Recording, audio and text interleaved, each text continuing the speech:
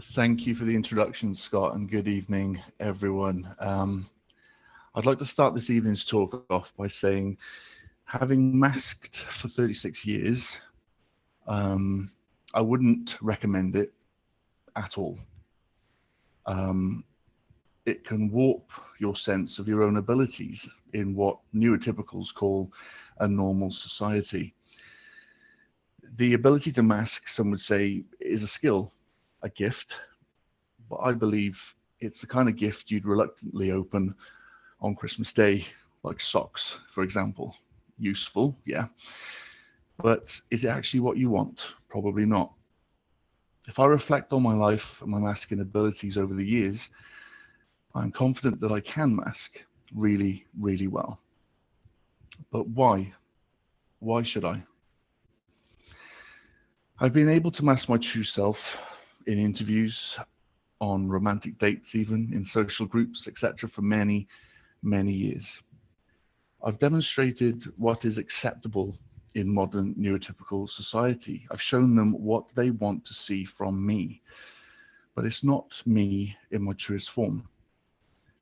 I've been the guy who can look you in the eye whilst having a natural, meaningful, and engaging conversation. But is it that natural? But I am also the guy that sometimes wants to show you my fondness for you by doing what I've done since my childhood. And that is to sink my teeth into you.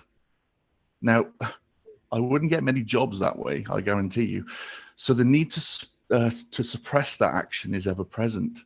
And I need to do this quickly without looking at them as if I'm hungry and fancy nibbling on their arm, for instance. What I'm getting at here is that to mask is truly exhausting.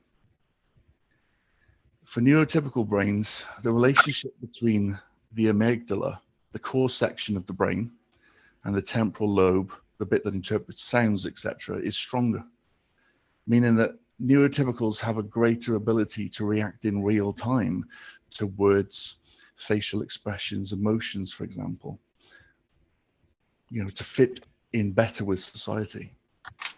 During social interaction for autistic individuals, however, the amygdala and the prefrontal cortex, the executive functioning and cognitive part of the brain, can show anomalies from birth and can show more signs of damage over time.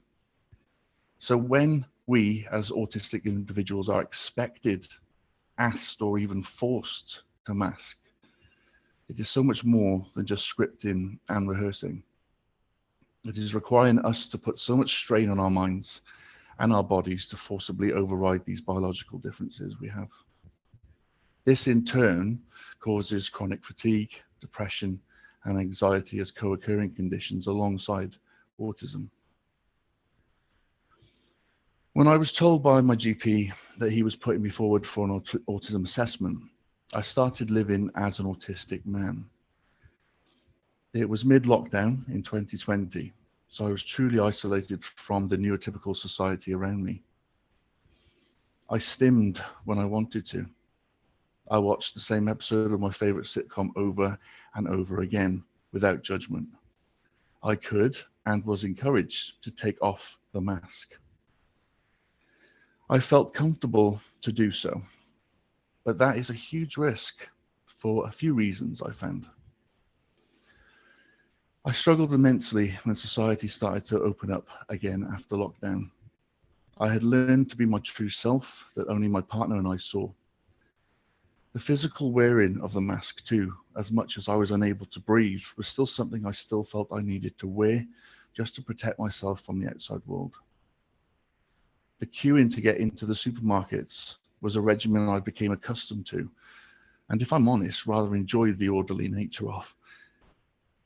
When I made these trips out during lockdown, the world was quieter, and I loved it. It was clear that I was adjusting to living without the mask, in a much quieter and less judgmental world.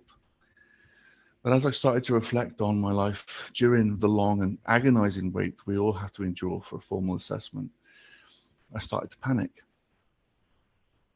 Because there was no guarantee whilst I waited that I will even get a diagnosis at the end of it. What if they don't see it in me? What if this isn't autism? What if I am misdiagnosed? What if it's all in my head? Where I am here in Cardiff, only 50% of people who look for a diagnosis actually get one. And it may be a different statistic where you are, but it is never 100%. What happens if you don't get a diagnosis, having lived as an autistic person for 2, maybe 3 years before you were seen? Imagine embracing your differences and your true self, only to be told you are, for all intents and purposes, society's idea of normal.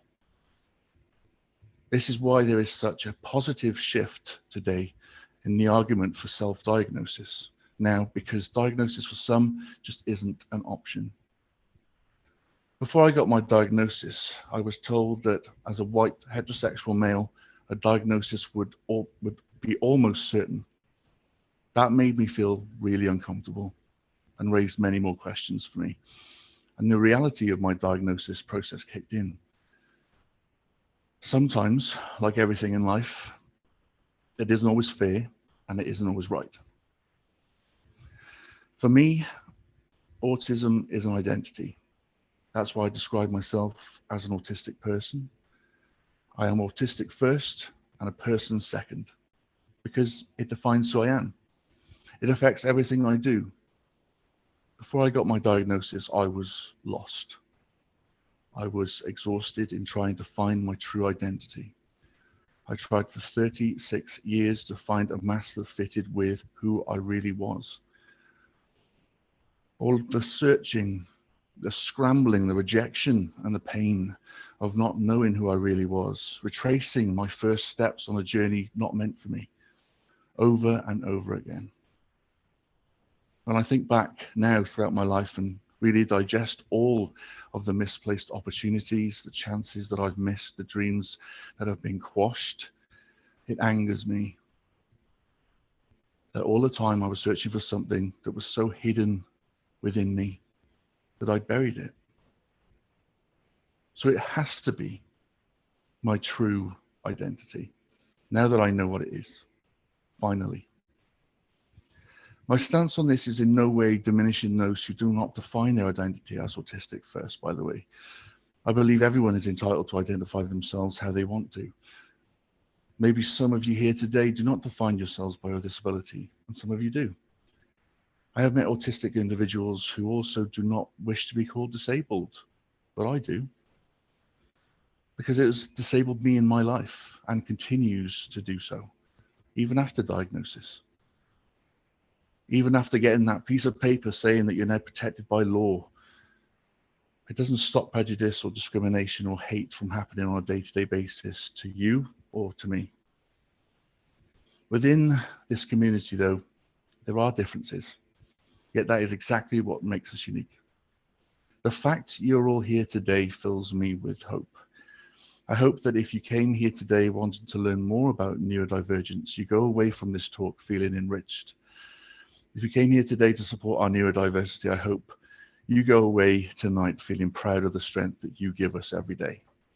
It's people like you, allies to our cause, that will help us to continue to champion for an all-inclusive and safe neurodiverse society for the future. Thank you, Scott.